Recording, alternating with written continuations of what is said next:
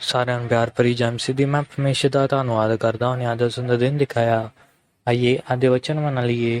Sunday school कक्षा तीसरी पाठ 12 चुंगी लेने वालों का सरदार जकई।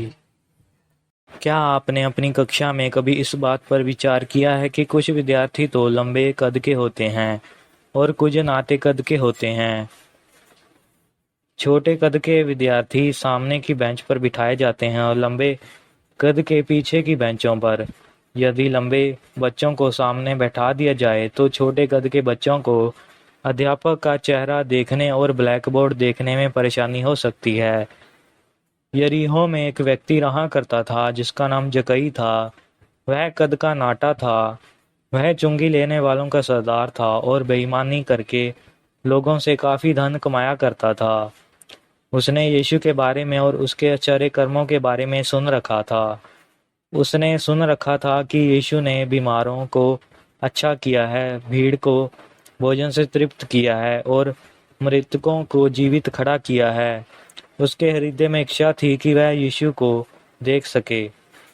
एक दिन जब जकई चुंगी वसूल करने के लिए अपनी चौकी पर बैठा था तो उसने बड़ी भीड़ अपनी ओर आते देखी। उसने लोगों से पूछा, वह सब क्यों हो रहा है? लोगों ने बताया, यीशु यहाँ से गुजरने वाले हैं।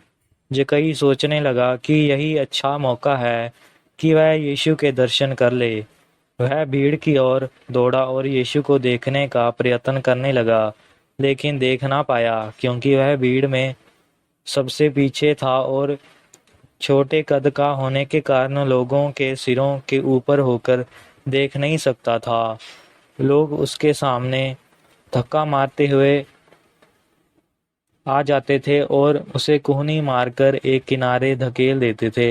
वह जकई को पसंद नहीं करते थे, लेकिन जकई किसी भी तरह यीशु को देखना चाहता था।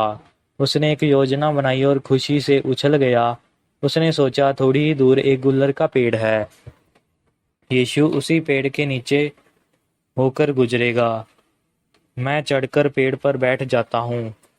इस प्रकार यीशु तो मुझे ना देख पाएगा, पर मैं जरूर उसे देख सकूंगा। तब वह दौड़कर उस गुल्लर के पेड़ पर चढ़कर बैठ गया और यीशु के गुजरने का इंतजार करने लगा। भीड़ उसके करीब आती जा रही थी।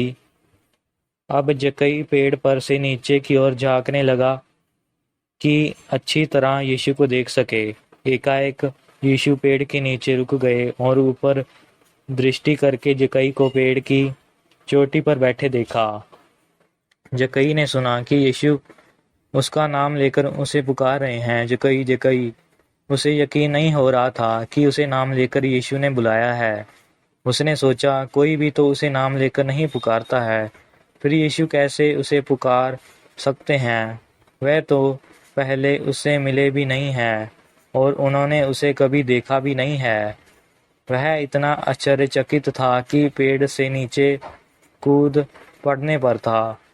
तभी यीशु ने कहा, जकई झट नीचे उतरा, क्योंकि आज तेरे घर में मुझे रहना है। तब जकई शीघ्रता से नीचे उतर आया। वह बड़ा खुश था, लेकिन अन्य कुछ लोग नाराज थे। वह कूद-कुदाकर कहने लगे, जकई तो एक धर्मी आदमी है, तो यीशु क्यों उसके घर गए? परंतु यीशु जकई के साथ उसके घर में गए।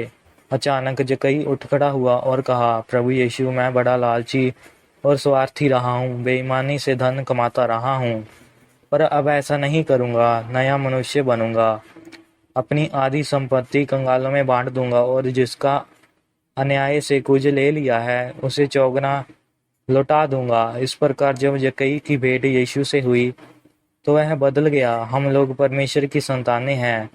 हमें अन्य लोगों से भिन्न स्वभाव का होना चाहिए। उदाहरण लूका उसका 19:1-10 आयत। याद करने के लिए पद लूका उसका 19:10 आयत। मनुष्य का पुत्र तो खोए हुओं को ढूंढने और उनका उद्धार करने आया है। लूका उसका 19:10 आयत। प्रभु ना वचना द्वारा सबनु आशीष दवे। आमीन।